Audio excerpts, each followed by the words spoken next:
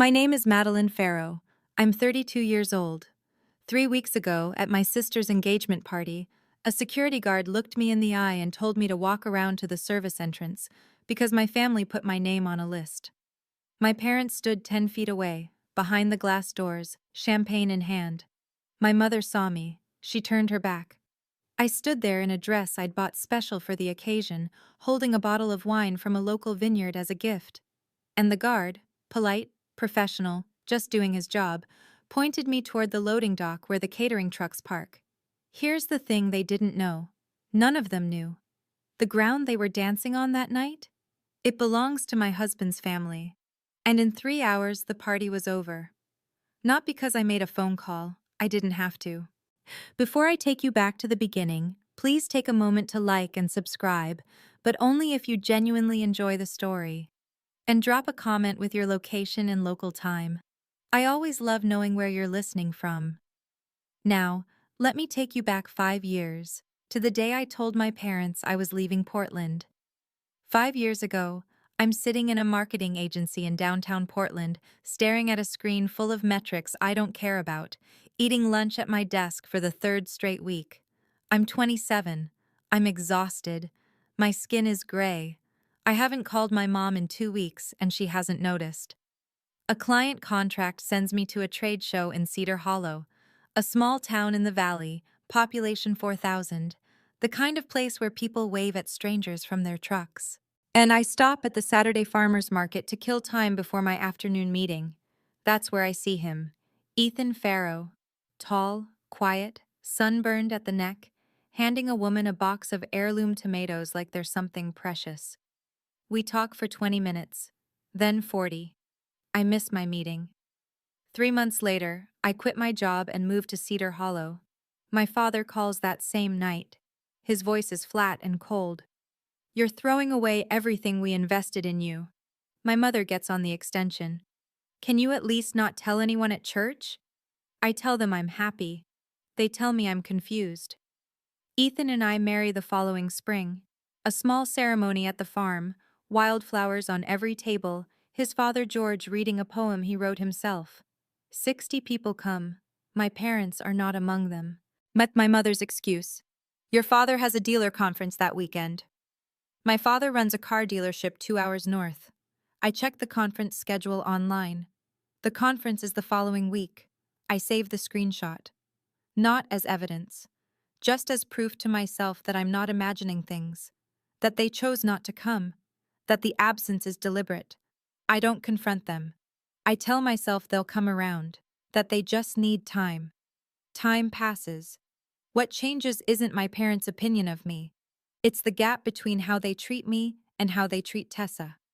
Tessa is my younger sister, 28 now. She works as a junior event coordinator at a PR firm in the city. 2 years ago, she starts dating Derek Sullivan, a financial analyst, clean shoes, firm handshake, the kind of man my father calls a serious person. Within months, then the family dynamic shifts entirely. Dad buys Tessa a new car, a white sedan. For client meetings, he says. Mom starts posting photos of them at restaurants. Tessa and Derek at a wine bar. Tessa and Derek at a charity gala. The captions always say the same thing. "So proud of my girl." I scroll through 3 years of my mother's social media one evening. There is not a single photo of me. Not one. When I send her a picture of the farm during harvest, golden light, rows of squash, Ethan on the tractor, she replies with one word. Cute. Then comes Thanksgiving. We drive up for dinner. My father's friend Bill is there. Richard, my father, introduces Tessa with his arm around her shoulder.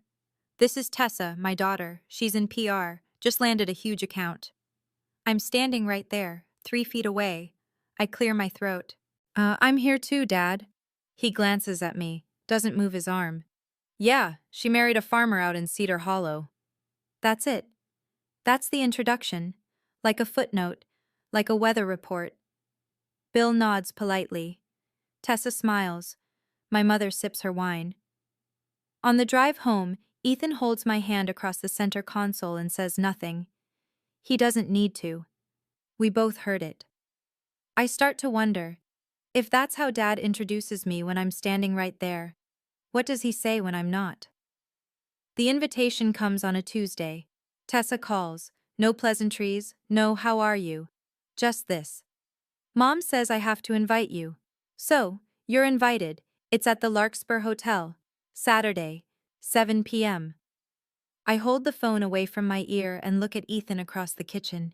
He's leaning against the counter, arms crossed, reading my face. Do you want to go? He asks after I hang up. I don't know. Then let me ask it differently. Do you think anything will be different this time? I don't answer right away. I pour myself water, sit down. Think about my mother's back turning at a Thanksgiving table. Think about one-word texts and missing wedding photos and a father who introduces me like an afterthought. But I also think about Tessa at age 9, crawling into my bed during thunderstorms. Tessa at 14, asking me to teach her how to braid hair. Somewhere underneath all this, there's a sister I used to know. I'll go, I say. But I'll go alone. If it goes bad, I don't want you sitting in a room full of people who think you're not enough. Ethan nods. He doesn't argue. I'm not going to watch them hurt you again, Maddie. But it's your call. I buy a new dress. Navy blue, simple, nothing flashy. I pick up a bottle of wine from the vineyard down the road. A nice label, something thoughtful. Saturday comes. I drive the 40 minutes to Larkspur Hotel as the sun drops behind the hills. The building is beautiful, stone and timber, warm light pouring through tall windows. I've seen it 100 times. I know this place well. I park, take a breath, smooth my dress, and walk toward the front entrance. I never make it through the door. The security guard is young, polite. He holds a clipboard and steps forward as I reach the entrance.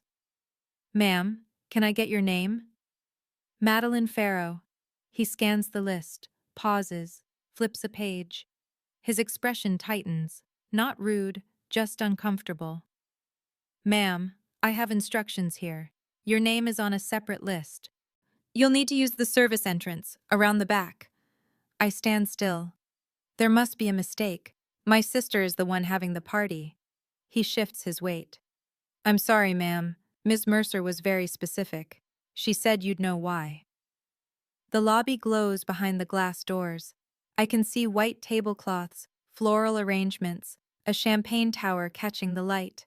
I can hear laughter, low, warm, the kind that belongs to a celebration where everyone feels welcome.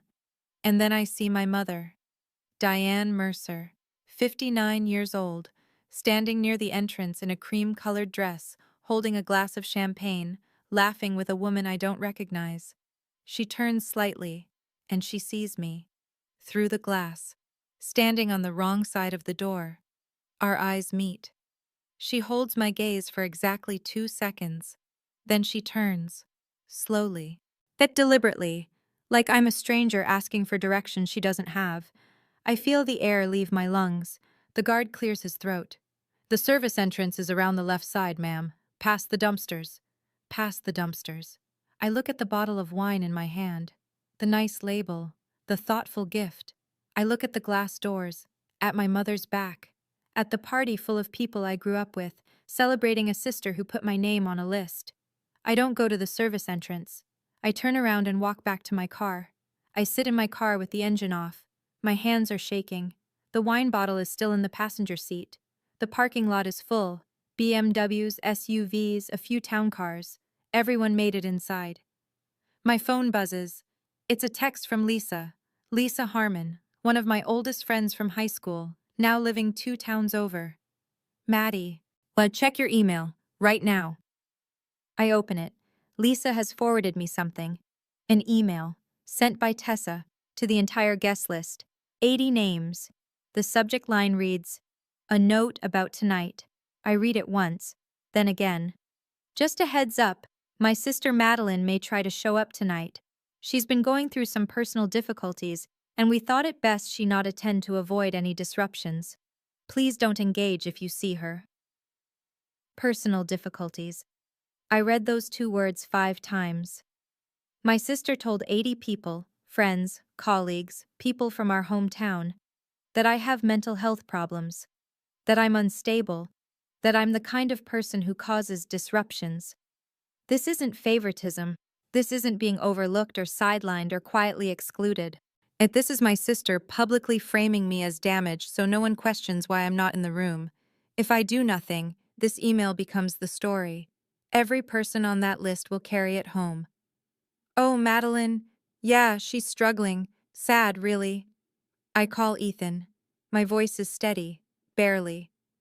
I'm coming home, but you should know what they did. I read him the email. He's quiet for a long time. Then he says, "Hold on, Maddie."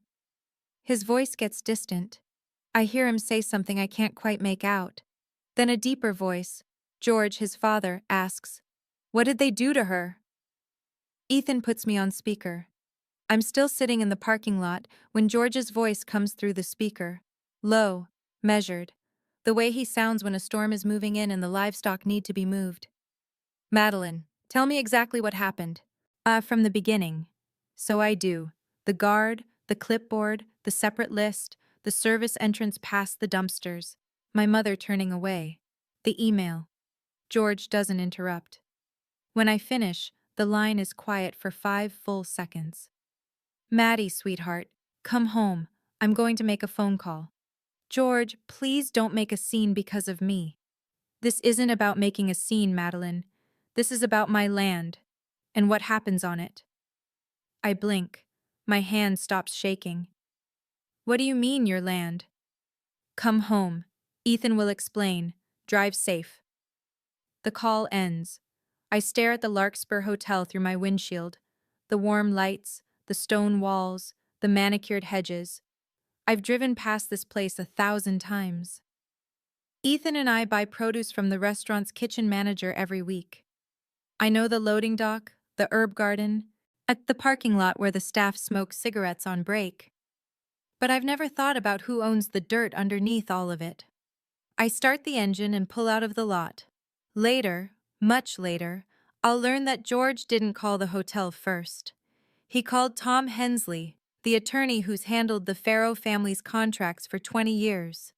George is a man who built 400 acres into one of the most respected operations in the county. He doesn't move on emotion. He moves on paperwork. I'm halfway home when Ethan's phone rings again, but this time it's not me calling, it's the hotel. Ruth Calloway has managed the Larkspur Hotel for 15 years. She grew up in Cedar Hollow. Her grandmother and George's mother used to can peaches together every August. When Ruth calls Ethan, her voice is tight. "Ethan, I just reviewed the security log for tonight. Someone named Farrow was redirected to the service entrance. Please tell me that wasn't Madeline." It was. Silence. 5 seconds. 10. The Mercer family booked the grand ballroom. They submitted a guest management list. Your wife's name was on it, flagged under "Do not admit through main entrance." I didn't see it until 20 minutes ago. One of our newer staff processed it. "Ethan, I am so sorry." Ethan's jaw is tight. I can see it even from across the kitchen when I walk in, still in my navy dress, still holding the wine bottle I never got to give. Ruth, she was sent to the back door, past the dumpsters, while her own mother stood inside watching. Ruth exhales. "I know. I pulled the camera footage. And? And Mrs. Mercer was visible through the lobby glass. Facing the entrance, there's no question she saw your wife." Ethan sets the phone on the counter. George is sitting at the table, reading glasses on, a legal pad in front of him with Tom Hensley's number circled at the top. "Ruth," George says, loud enough for the speakerphone, "you know my family. You know what that hotel sits on." "Yes, sir, I do." "Then you understand this isn't a complaint. This is a notification." Ruth is quiet for a moment. "Mr. Farrow, I would have flagged this myself if I'd caught it in time. I want you to know that." "I believe you," George says. "But it happened. On my ground." He clicks his pen. Tom Hensley calls back within the hour. He's been the Farrow family's attorney since before Ethan was born. A calm, deliberate man who speaks in paragraphs and never raises his voice. "George, and I reviewed the ground lease. Section 14. Conduct clause. Standard language. The lessee agrees not to permit or engage in any activity on the premises that is discriminatory in nature or that causes material harm to the reputation of the lessor or the lessor's family. George leans forward. Tom, my daughter-in-law was publicly turned away at the front door of a building that sits on my property. Because of her last name. My last name. That's a material breach, George. You have grounds to issue formal notice, tonight if you want. I'm sitting across from George. Ethan stands behind me, his hand on the back of my chair.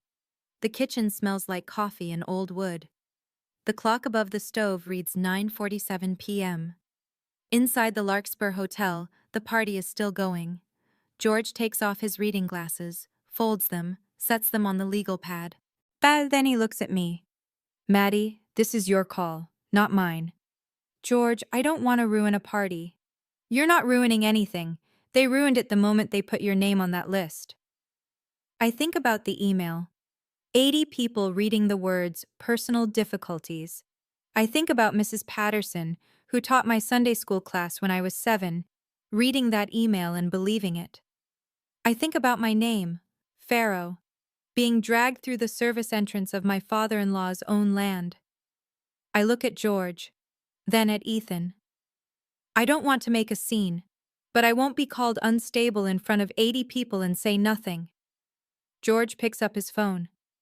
Tom, send the notice. Let me back up for a moment. Because there's something about the Larkspur Hotel that my parents never bothered to learn.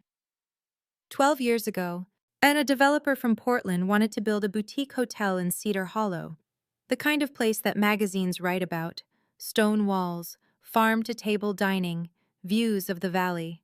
He needed land, flat, scenic, accessible from the highway.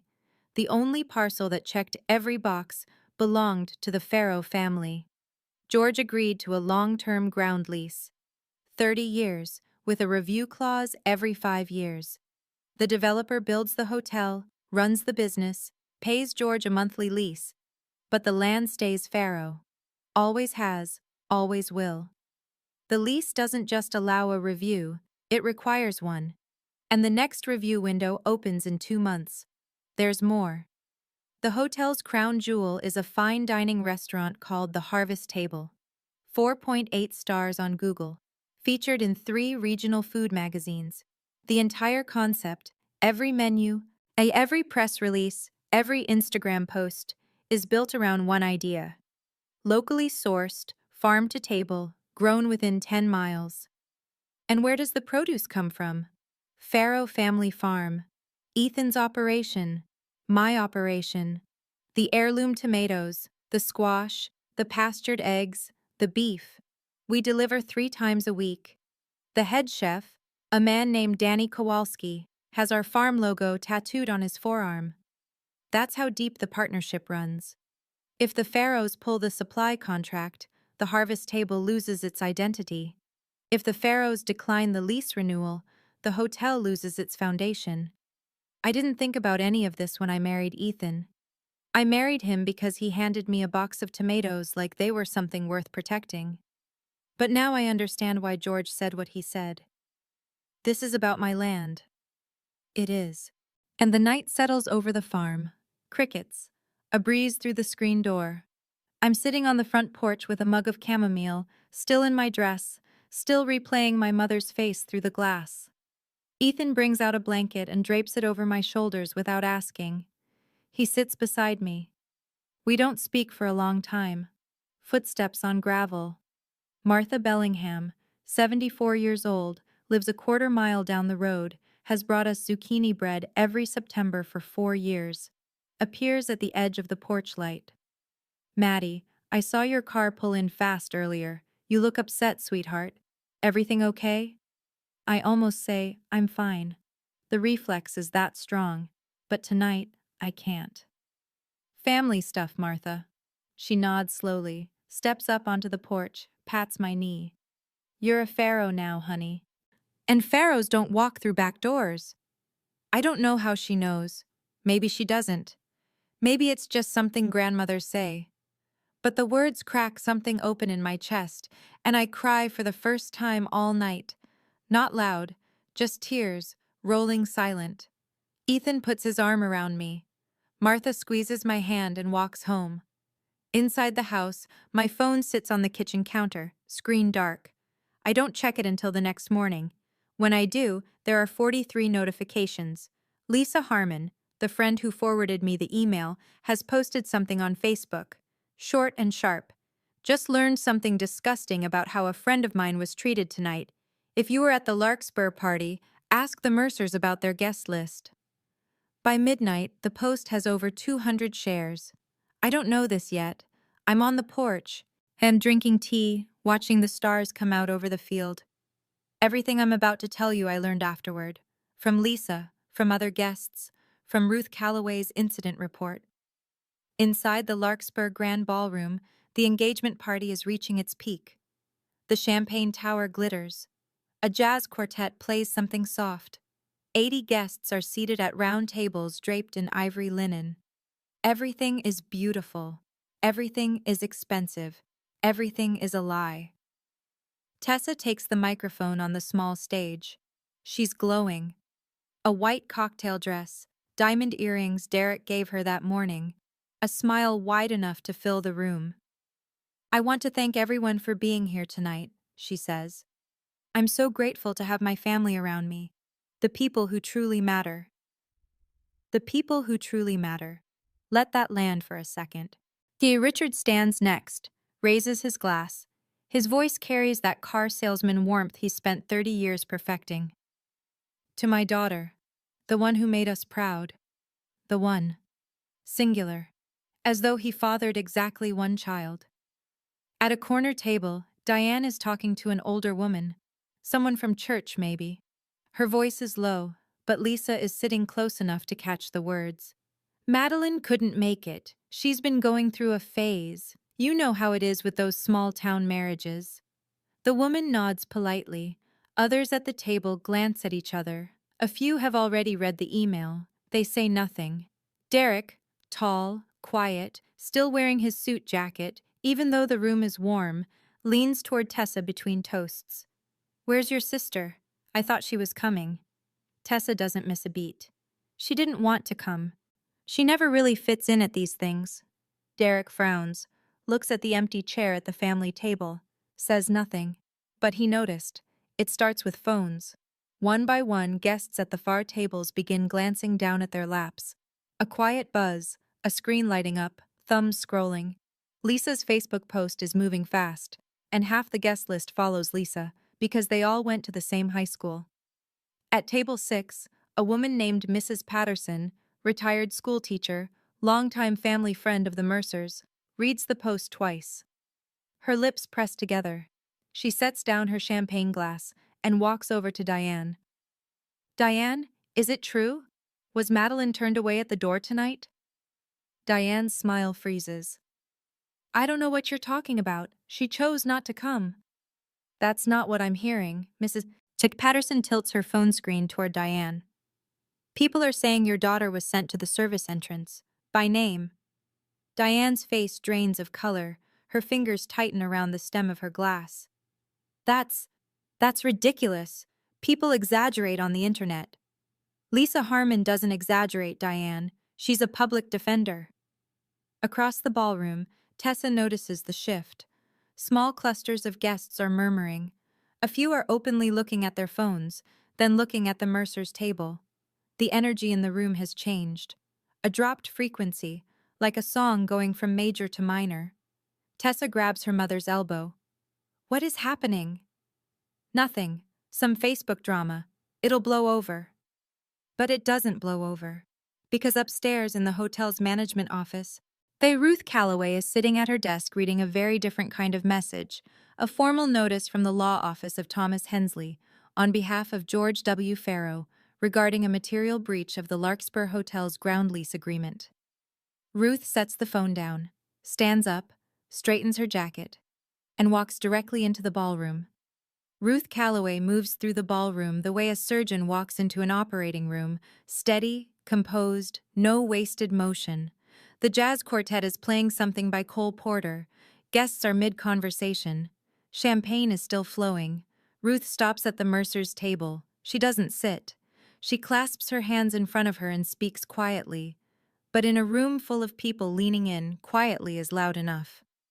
Mr. and Mrs. Mercer, I need to speak with you privately. Bet immediately. Richard leans back in his chair. We're in the middle of a party. Whatever it is can wait. No, sir, it cannot. Tessa appears from behind Diane's chair, face flushed. This is my engagement party. Whatever this is, handle it later. Ruth turns to face her directly. Ms. Mercer, did you instruct my staff to redirect a guest named Madeline Farrow to the service entrance? The table goes silent. 6 guests within earshot stop mid-sentence. She's not a guest, Tessa says. She's my sister. I can decide. Ma'am. Ruth's voice doesn't rise. It sharpens. Madeline Farrow is the daughter-in-law of George Farrow, the man who owns the land this building sits on. Nobody speaks. The words hang in the air like smoke. Richard's glass stops halfway to his mouth. Diane's hand goes to her throat. At the next table, Mrs. Patterson sets her napkin down and watches. Derek stands. He's been silent this whole time. His voice is low but clear. You put your sister on a banned list? You told me she didn't want to come. Tessa spins toward Diane. Her voice cracks. You knew? You knew who her father-in-law was? Diane's mouth opens, closes, opens again. I didn't think it mattered. The jazz quartet finishes their song. No one claps. Okay. I need to pause here for a second, because right now, at this point in the story, I'm sitting on the porch at George's house, holding a cup of chamomile tea, and I have no idea any of this is happening inside the Larkspur Hotel. All I know is that my mother saw me through the glass and turned away. So here's my question for you. If you found out your sister sent an email to 80 people saying you had personal difficulties, would you still want a relationship with her? Tell me in the comments. Ruth leads the Mercers into a small conference room off the lobby. Diane, Richard, Tessa. Derek follows without being asked. Ruth closes the door. Doesn't sit. I'll be direct. The Farrow family's attorney has sent formal notice to this hotel. Your event has violated the conduct clause of our ground lease. Section 14. George Farrow, the landowner, has the right to demand immediate termination of any event on this property that causes harm to his family's reputation. Richard slams his palm on the table. This is absurd. We paid $12,000 for this room. You paid for the room, Mr. Mercer. You didn't pay for the land under it, and Mr. Farrow has instructed us to end this event. You can't cancel my engagement party! Tessa's voice is high, brittle. Ruth turns to her. Her tone doesn't change. Ms. Mercer, you gave my staff a written instruction to redirect your own sister, a member of the Farrow family, to the service entrance, the entrance we use for deliveries and waste removal, on Farrow land. She pauses. I've managed this hotel for 15 years. I have never been asked to humiliate a guest at their own family's party. I would have stopped this myself even if Mr. Farrow hadn't called. Tessa opens her mouth. Nothing comes out. Derek steps forward. His face is unreadable, but his voice is sharp and precise. Tessa, you told me Madeline didn't want to come. But you told me she never fits in. Were you lying to me the entire time? Tessa turns to Diane. Her composure finally breaks. This was your idea. You told me she'd embarrass us. You said handle it. Diane goes white. Tessa, lower your voice. No, you don't get to pretend this was all me. Ruth steps back. She's heard enough. I'll give you 15 minutes. Then the ballroom needs to be cleared. I'm standing at the kitchen sink, rinsing my mug, when the phone rings. Mom. I dry my hands. Pick up. The screaming starts before I can say hello. The hotel is canceling everything. They're kicking us out. The whole party. Done. What did you do? I hold the phone an inch from my ear. Ethan looks at me from across the room. I take a slow breath. I didn't do anything, Mom. I went home. Don't you lie to me, Madeline. You called someone. You always have to ruin everything. I didn't call the hotel. I didn't call anyone at the hotel. I keep my voice level. You know what I did tonight? I drove home. I sat on the porch. I drank tea. Then how? Because the hotel sits on Faro land, Mom. George's land. The Faro family has held that property for 4 generations, and George doesn't allow his family to be treated like service workers on his own ground. Silence. You would know this, I continue, if you had ever, even once, shown any interest in who my husband's family is. If you'd come to my wedding. If you'd visited the farm. If you'd asked a single question in 5 years. More silence. I hear her breathing. I hear the party noise behind her. But it's different now. Muffled. Winding down. Madeline. Her voice drops. The rage is gone, but replaced by something thinner. Panic. You need to fix this. I look out the kitchen window. The porch light throws a gold square onto the grass. Beyond it, the fields stretch dark and quiet. No, Mom, I really don't. I hang up. Set the phone on the counter, face down. Ethan crosses the kitchen and wraps his arms around me. I let him. I close my eyes. I don't cry. Back at the Larkspur, the ballroom is emptying. Guests file out in small clusters, whispering, glancing at their phones. The champagne tower stands half-finished. The floral centerpieces are wilting under the lights. The jazz quartet packed up 10 minutes ago. In the conference room, Derek is standing by the window. Tessa is crying. Diane is sitting rigid in a chair, staring at the wall. Richard is pacing. Derek turns around. His voice is quiet, but which is worse than shouting.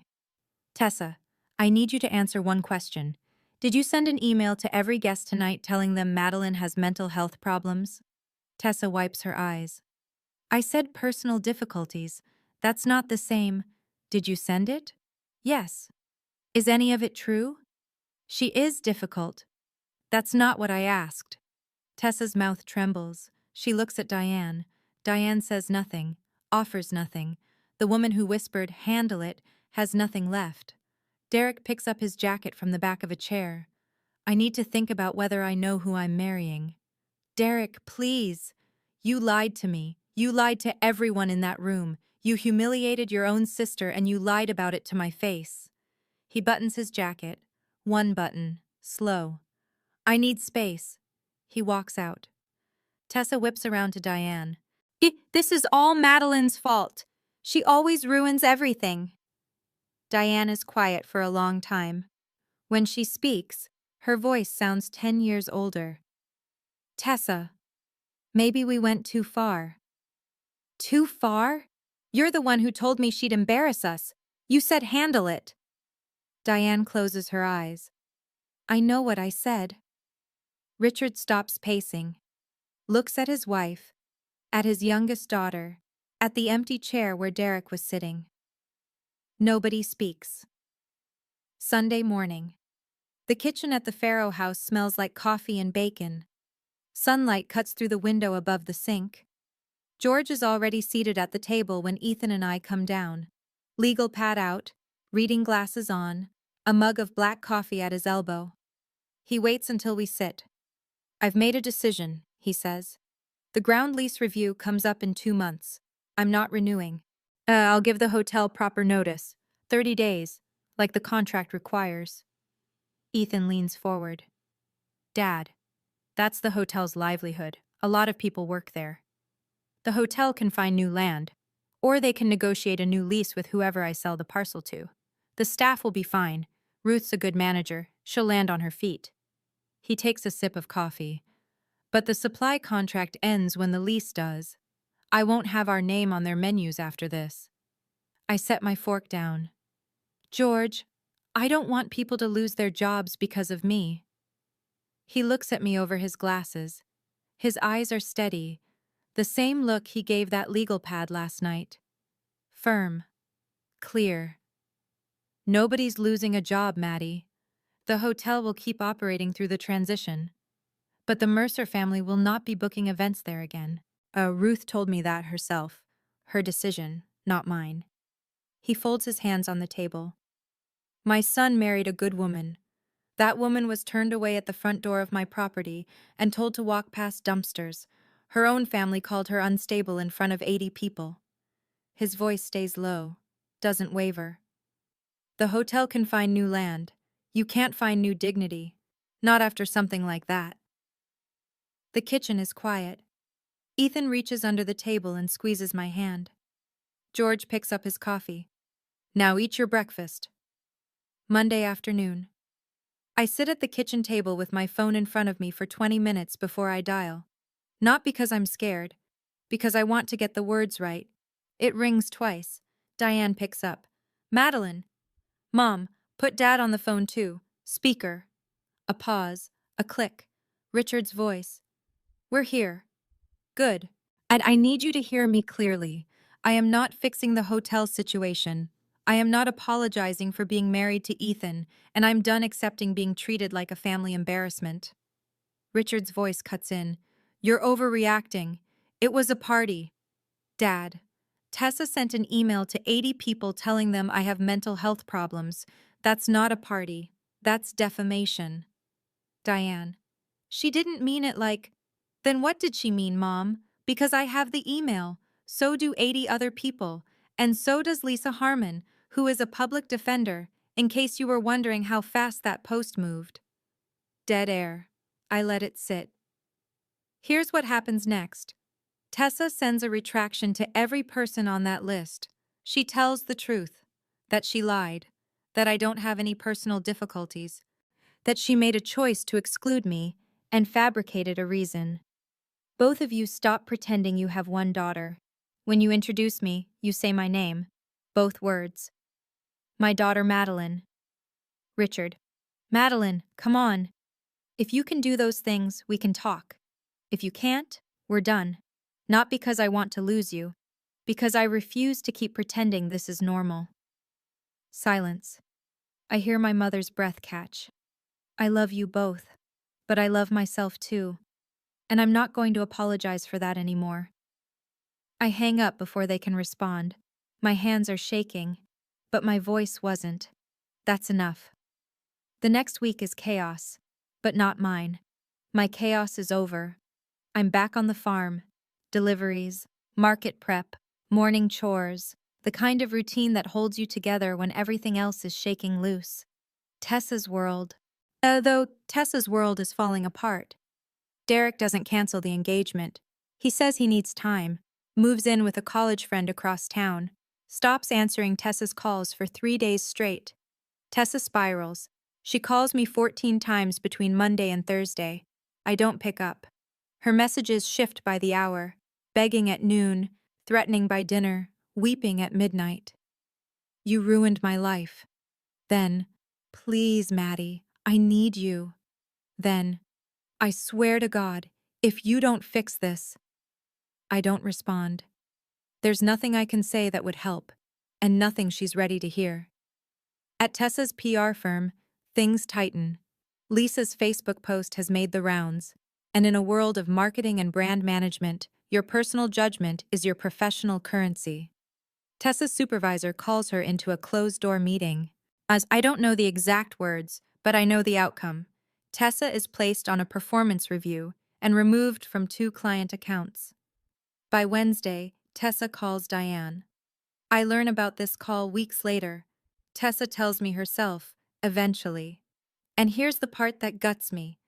This is your fault, Tessa screams at Diane. You told me she'd embarrass us. You said handle it. I handled it. And Diane, the woman who whispered the instruction, who turned her back at the glass door, who sat silent while her youngest daughter did the dirty work, says, I never told you to send that email, Tessa. Tessa hangs up. She sits in her apartment alone. That's the moment, she tells me later, when she realizes she has no one. Richard tries the direct approach. It's the only move he knows. Face-to-face, firm handshake, eye contact. I close the deal. He drives 2 hours to Cedar Hollow on a Thursday morning and shows up at George Farrow's front door without calling ahead. He's wearing slacks and a sports coat. He brought nothing. George opens the door, screen door between them. He looks at Richard for a long moment. Not angry, not hostile, just measuring. Mr. Mercer. George, I think we should talk, man to man. George doesn't open the screen. Mr. Mercer, you stood 10 feet from my daughter-in-law while she was sent to the service entrance. You watched your wife turn away from her through the glass. You raised a toast that night calling your other daughter the one who made you proud. And you did nothing. Richard opens his mouth. We have nothing to discuss. George closes the door. Not slammed, just closed, firm and final, like the last page of a book. Richard stands on the porch for a full minute, then he walks to his car and drives home. That night, according to Diane, who tells me this months later, Richard doesn't speak at dinner. Not a word. He eats. He clears his plate. He sits in his recliner and stares at the television without turning it on. Diane finally asks, "What happened?" He shut the door in my face. Diane sits down across from him, and then she says the most honest thing she's said in 5 years. Well, now you know how Madeline felt. Richard looks at her. She looks back. Neither of them speaks after that. I don't know about this moment until much later, but I think about it often, because it tells me something important. They know. They've always known. They just chose not to care, until it cost them something. Cedar Hollow talks. And not because anyone orchestrates it. There's no campaign, no vendetta. It's just a small town. People know each other's business, and a pharaoh being turned away at the back door of a pharaoh-owned property is the kind of story that travels faster than weather. At the Saturday farmers market, the week after the party, something shifts. Normally, our stand does steady business, regulars, a few tourists, the restaurant buyers. This Saturday, the line is longer than I've ever seen it. People aren't just buying squash. They're buying a statement. Martha Bellingham arrives early with a box. She sets it on the table next to the cash register. Inside, a dozen cinnamon rolls, still warm, with a card taped to the lid. For the girl who walks through front doors. I laugh. Then I tear up. Then I sell out of tomatoes by 10 a.m. And others stop by who don't usually come. A teacher from the middle school, the guy who runs the hardware store, a retired couple I've never met who shake my hand and say, "We heard about what happened. Glad you married into a good family." Not everyone is kind. Richard's dealership starts getting strange Google reviews. 1 star. Great cars, terrible father. Another. Sells sedans, disowns daughters. When I see them, I post on our farm's Facebook page. Please don't leave reviews about my family situation on anyone's business. This is between us. Thank you. The reviews slow down. Some are taken down, but the damage is noted. Ruth Calloway calls me personally on Monday. Her voice is warm, professional, a little tired. Madeline, on behalf of the hotel, I want to apologize. What happened on our property was unacceptable. We've reviewed our entire guest management process. Ruth, it wasn't your fault. Thank you for doing the right thing. You would have done the same. Maybe. But she's the one who actually did it. 3 weeks after the party. My phone rings on a Tuesday evening. Tessa. I almost don't answer. But something about the timing, a Tuesday, early evening, the kind of hour you call when you've been thinking all day and finally ran out of excuses, makes me pick up. Her voice is different, stripped down. No anger, no performance, just tired. Madeline, I sent the retraction to everyone on the list. I told them the truth, that I lied, that you don't have any issues, that I was the one who was wrong. I close my eyes. Thank you, Tessa. Quiet. Derek said he'll consider coming back if I get professional help. I started seeing a therapist last week. Her name is Dr. Kim. She's making me look at things I don't want to look at. I'm glad. I really am. Madeline, Her voice catches. I know this doesn't fix things. I know one phone call doesn't erase what I did. It doesn't. Not yet. Maybe not for a long time. I know. More quiet. But it's a different kind of quiet now. Not hostile, not cold. more like the space between two people standing at opposite ends of a long hallway, trying to figure out if there's a reason to walk toward each other. I miss you, Tessa says, barely a whisper. I miss when we were kids, and none of this mattered. My throat tightens. I remember thunder and a small body curled against mine under a quilt. I remember teaching her to braid. I remember who she was before all this. I miss that too. But I don't open the door all the way. Not yet. When you're ready, really ready, Tessa, not just scared, you know my number. Okay. Okay. I hang up. The field outside is turning gold. The letter arrives on a Thursday. Handwritten. My father's handwriting. Tight, slanted, the penmanship of a man who signs contracts all day but rarely writes anything personal. One page. No envelope from the dealership. Just a plain white envelope.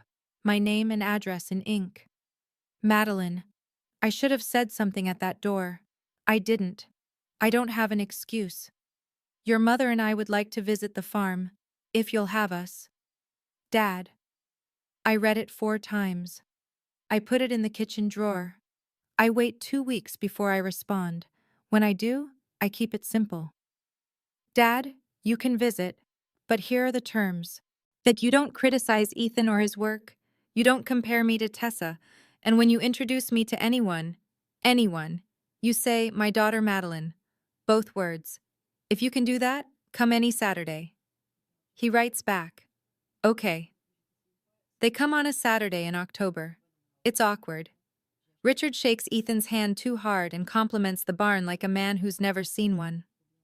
Diane stands in the kitchen doorway and looks around at the herbs on the windowsill, the cast iron pan on the stove, the photos on the fridge, Ethan and me at the market, George and Martha at last year's harvest dinner. Richard holds a chicken for the first time. It pecks his watch. Ethan doesn't laugh, but his eyes do. George invites Richard to sit on the porch. They drink tea. George is polite, not warm, but polite. They talk about the weather. About the highway construction, about nothing that matters and everything that does. When they leave, Diane hugs me at the car. She doesn't say anything, but she holds on longer than she's held me since I was a child. It's not forgiveness. It's not resolution. It's a door, cracked open. That's enough for now. Evening. The porch. The same porch where I cried into a cup of tea 3 weeks ago. Ethan sits beside me. The fields in front of us are gold and copper in the late light, the kind of color you can't photograph. You just have to be there. He hands me a glass of cider from the press we ran last weekend. Our apples, our land, our life. People keep asking me, I say, if I regret it. Leaving Portland, marrying a farmer, losing all that time trying to hold on to my family. Ethan takes a sip, waits. I don't regret it. I'm sad. I'm sad that I spent years believing I wasn't enough. Sad that I had to draw a line with people I love. But I'd do it all again, every part. He nods. You know what I've learned?